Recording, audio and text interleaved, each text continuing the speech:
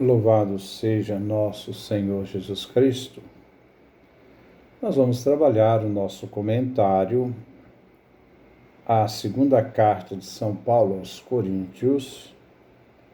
É o nosso quarto encontro. Vamos trabalhar o capítulo 2, do versículo 1 ao versículo 17. Ouçamos primeiro o texto que nós vamos refletir. Por isso, preferi não visitá-los para não provocar tristeza. De fato, se causo tristeza para vocês, quem me dará alegria? Somente vocês a quem entristeci. A finalidade da minha carta era evitar que, ao chegar, eu experimentasse tristeza daqueles que me deveriam proporcionar alegria. Quanto a vocês, estou convencido de que a minha alegria é também a alegria de todos vocês. De fato, quando escrevi, eu estava tão preocupado e aflito que até chorava.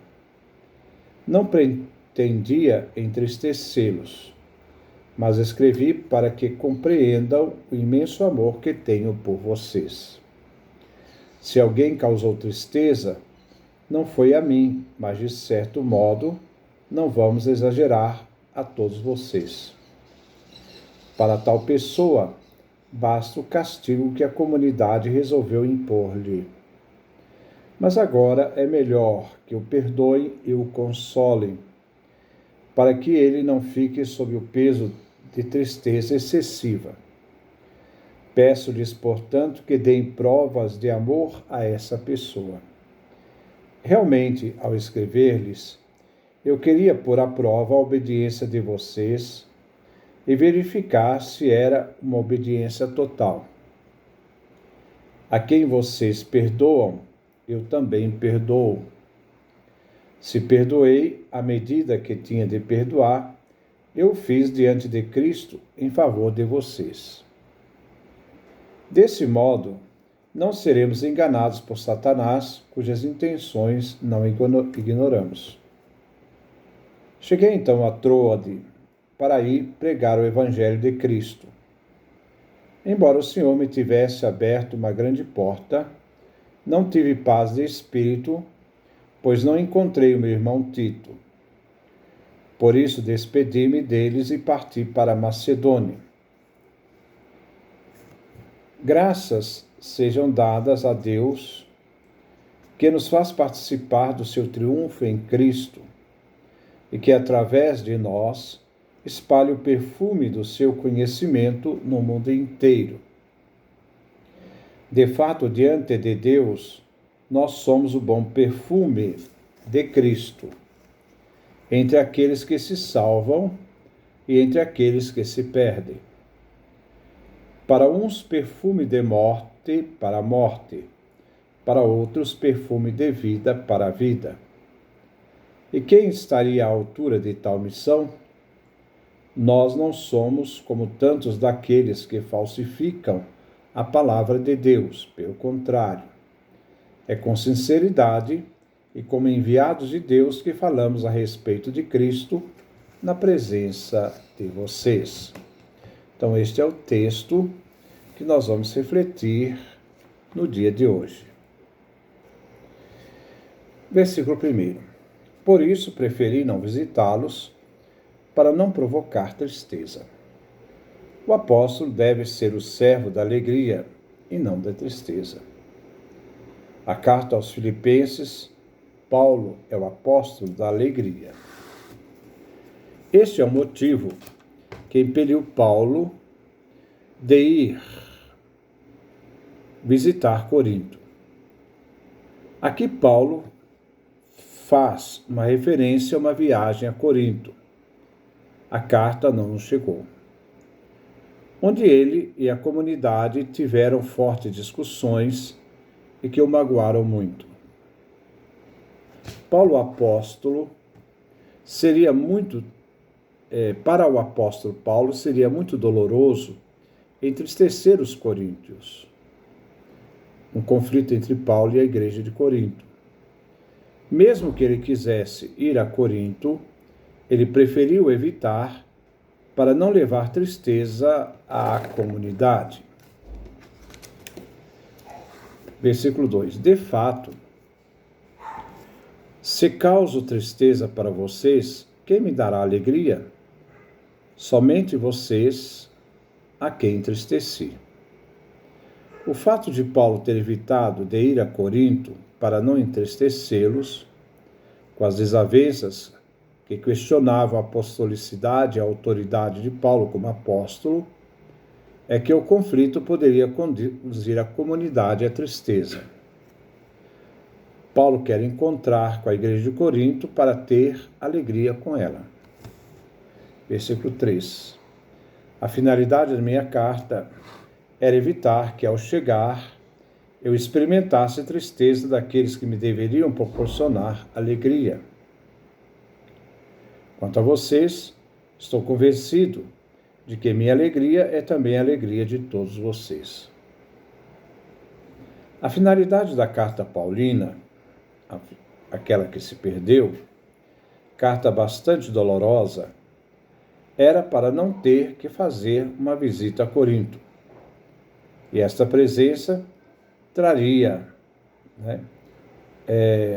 uma dor maior, uma tristeza. Entre Paulo e a igreja de Corinto só deveria existir reciprocidade. Ele foi o fundador da igreja de Corinto. Deveria haver alegria e paz. Estar privado desta alegria e paz para Paulo é motivo de grande sofrimento. Versículo 4. De fato, quando escrevi, eu estava tão preocupado e aflito que até chorava. Não pretendia entristecê-los, mas escrevi para que compreendam o imenso amor que tenho por vocês. Diante do conflito enfrentado em Corinto, o apóstolo Paulo confessa sua aflição e preocupação. Ele chorava diante do que devia dizer na carta. Ele não pensava em entristecer os coríntios, mas esclarecer as situações que, por sinal, eram dolorosas. Com ela, Paulo provocou também o entristecimento da igreja de Corinto. A dor era recíproca.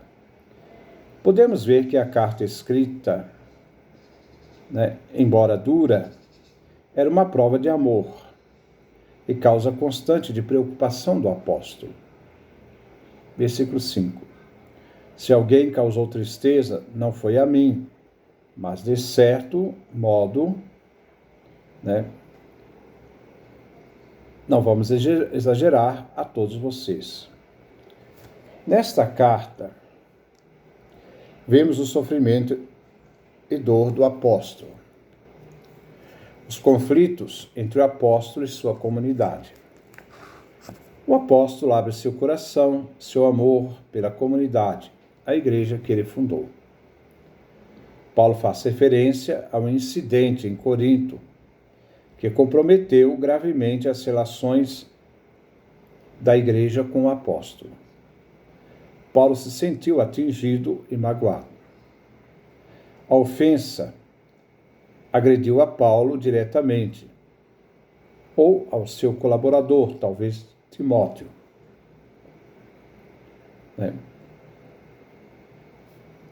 Se alguém me contristou, não foi tanto a mim, mas um colaborador.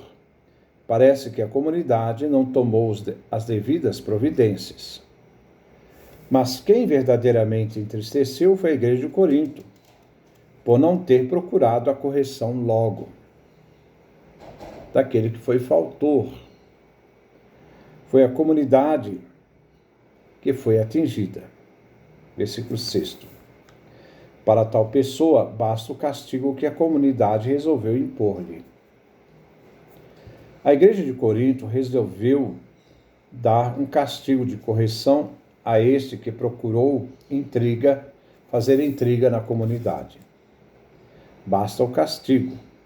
Não se deve agir com vigor, para não abalar, nem separar o culpado. Foi a comunidade reunida que resolveu dar a pena. As comunidades eram livres para julgar determinados casos dentro da própria igreja. Versículo 7. Mas agora é melhor que o perdoe e o console, para que ele não fique sob o peso da tristeza excessiva.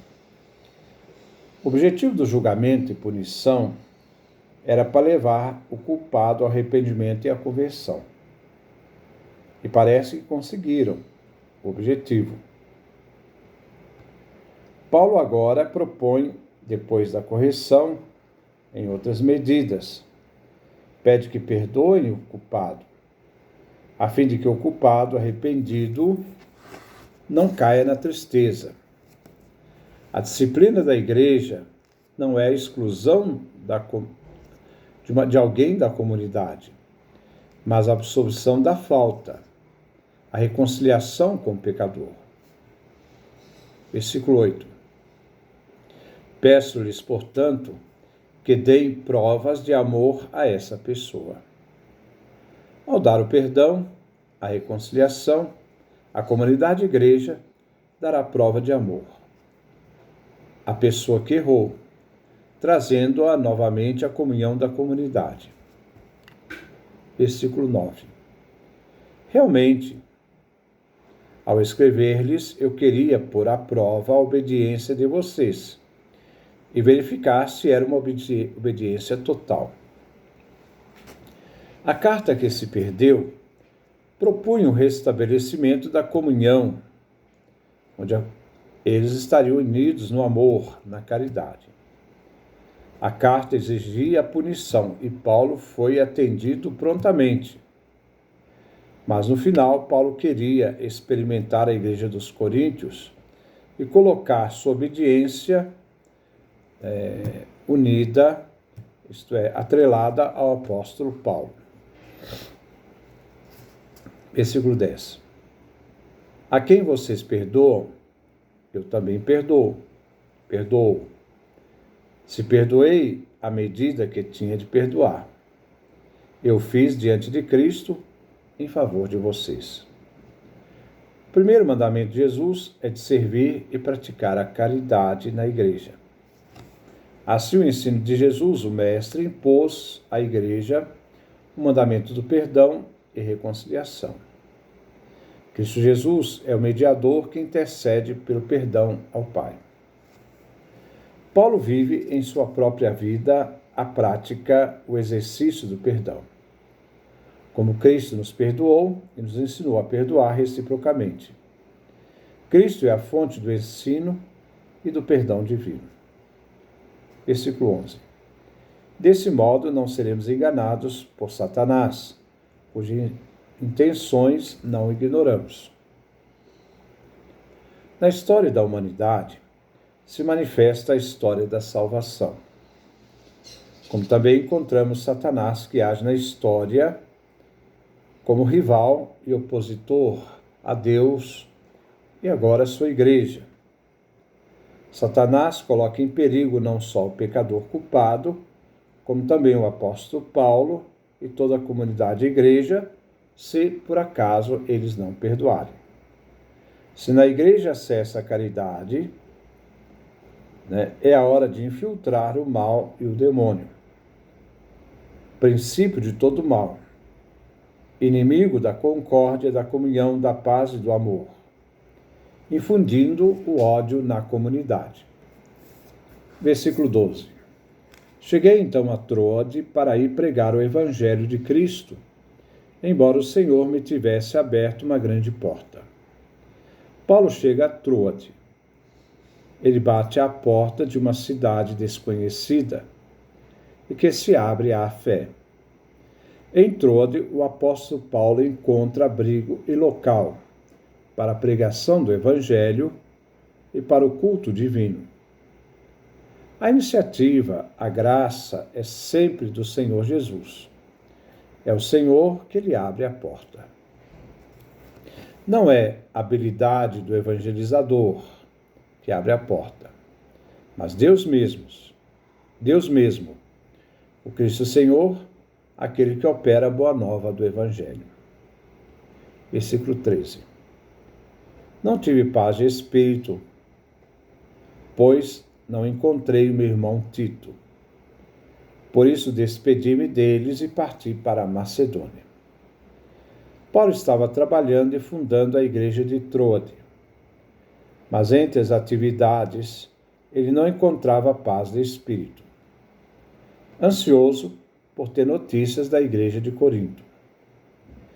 Ele aguardava a chegada de Tito com notícias de Corinto e que apaziguasse o coração de Paulo.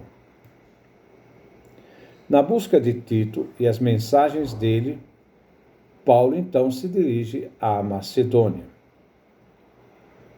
Paulo vivia um conflito espiritual entre a necessidade da assistência pastoral às igrejas existentes e a ânsia de continuar a sua missão, levando o evangelho onde ainda ele não tinha chegado, nem anunciado. O ardor missionário de Paulo